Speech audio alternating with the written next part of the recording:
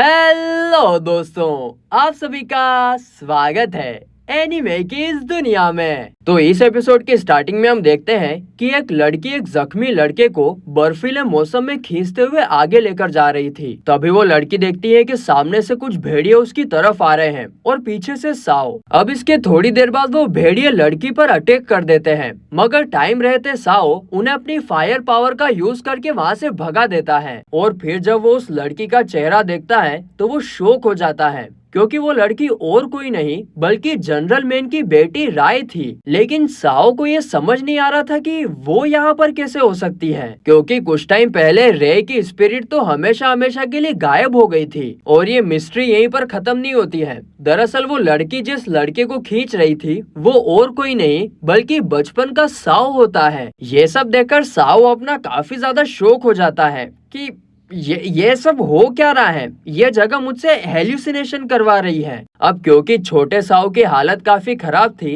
इसीलिए अपना साओ उसे कंधे पर उठाकर आगे लेकर जाने लगता है। इसके बाद सीन कट होता है और छोटे साओ को होश आता है। वो उठते ही देखता है कि वो दोनों एक बोन फायर के सामने बैठे हैं और रे उसे सब कुछ बताती है कि कैसे साओ ने उन्हें यहाँ लाने के लिए काफी ज्यादा मेहनत की है और इसीलिए वो दोनों साओ को थैंक्स बोलकर अपना इंट्रोडक्शन देते हैं। आगे साओ उनसे पूछता है कि तुम दोनों यहाँ पर क्या कर रहे हो, जिस पर छोटा साओ गुस्से में कहता है कि उनके गांव पर एक बड़े से मॉन्स्टर ने अटैक कर दिया था और हम दोनों बड़ी मुश्किल से वहाँ से बचकर भागे हैं।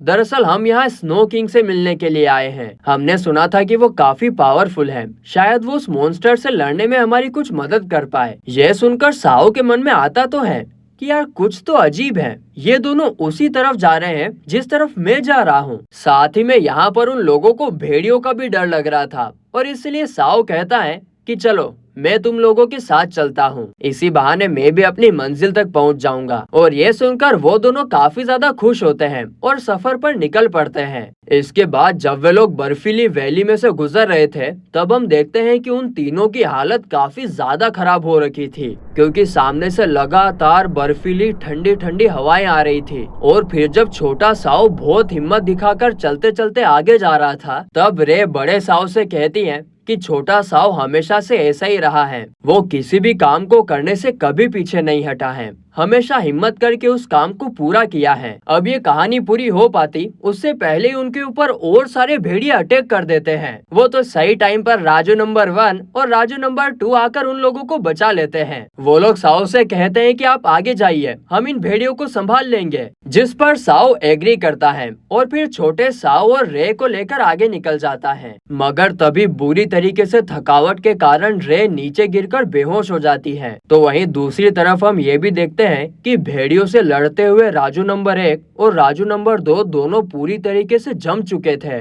मगर ये दोनों तो गार्डियन स्पिरिट्स हैं, ये कैसे जम सकती हैं? आगे और देखना अभी तो इस तरफ साओ रे को कंधे पर उठाकर लेकर जा रहा था और तभी उनके पीछे से और भेड़िए आने लगते हैं। और तभी साओ सोचता है कि उसे राजू नंबर 1 और राजू नंबर 2 की स्पिरिचुअल पावर महसूस नहीं हो रही है, कुछ तो गड़बड़ है। अब जब भेड़िए और पास आते जा रहे थे तो उन्हें देखकर साओ डीन को बाहर बुलाता है। वो भेड़ियों का डटकर सामना करता है, लेकिन एक पॉइंट पर आकर वो भी जमना शुरू हो जाता है और ये बात उसे भी काफी ज्यादा अजीब लगती है कि ये हो क्या रहा है। तो इस तरफ साओ तो अभी भी इन दोनों को लेकर आगे बढ़ता जा रहा था। तभी रे होश में आकर कहती है कि स्नो किंग का महल इस वैली के अंत में है, लेकिन ये रास्ता काफी लंबा है, मैं तब तक जिंदा नहीं रह पाऊंगी। जिस पर साओ कहता है कि चिंता मत करो, हम लोग स्नो किंग तक जरूर पहुंचेंगे और वो भी जिंदा, मैं किसी को मरने नहीं दूंगा। तभी एकदम से पीछे से कुछ और भेड़िए उनके ऊपर अटैक कर देते हैं, जिनसे साओ अपने यामा वेपन की मदद से लड़ने लगता है। मगर एक पॉइंट पर आकर तो वहाँ पर काफी सारे भेड़िए जमा हो जाते हैं और वो लोग तो साओ पर अटैक करने ही वाले थे कि सही टाइम पर आकर शूचू उन्हें बचा लेता है।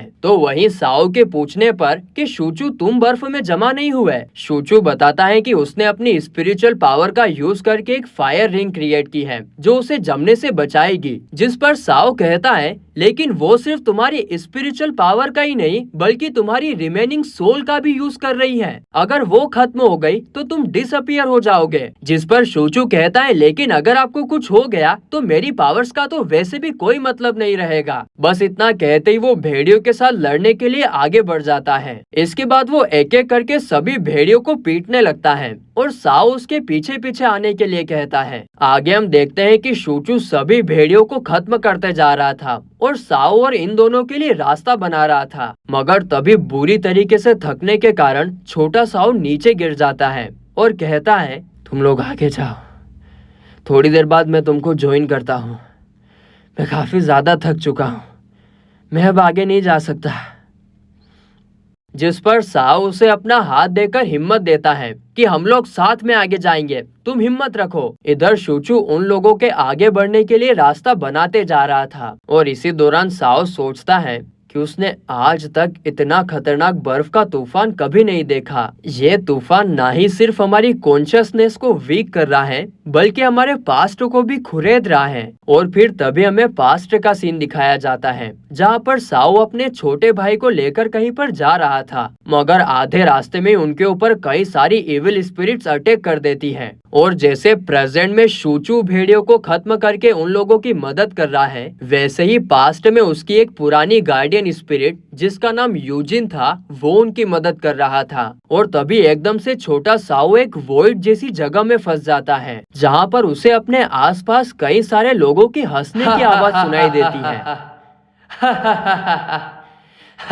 और इससे तंग आकर वो अपने कान बंद करके नीचे बैठ जाता है और अपने मोम डैड को आवाज लगाने लगता है। तभी पीछे से यूजिन आ जाता है और वो कहता है कि मैं बरसों से साओ फैमिली की रक्षा करते आ रहा हूँ और अब मैं आपके साथ रहूंगा। और इसी के बाद छोटे साओ की मुलाकात रे से होती है और इसी तरह से वे लोग काफी अच्छे दोस्त बन जाते हैं। मगर फिर एक पॉइंट पर आकर रे एक बार फिर गायब हो जाती है और थोड़ी देर बाद छोटा साओ देखता है कि रे और यूजिन दोनों भी उसे छोड़कर हमेशा हमेशा के लिए गायब हो जाते हैं। ये देखकर पहले तो छोटे साओ को काफी ज्यादा बुरा लगता है, लेकिन फिर वो अपनी हिम्मत जुटाता है और लड़ने का डिसाइड करता है। तभी सीन प्रेजेंट में आता है और हम देखते हैं कि अपना साओ ये सब याद कर रहा था और जब वो सामने देखता है तो वहाँ पर ढेर सारे भेड़िए मरे हुए पड़े थे और उनको खत्म करते करते शूचू भी अब पूरी तरीके से जम चुका था। लेकिन साओ के पास भी कोई रास्ता था ही नहीं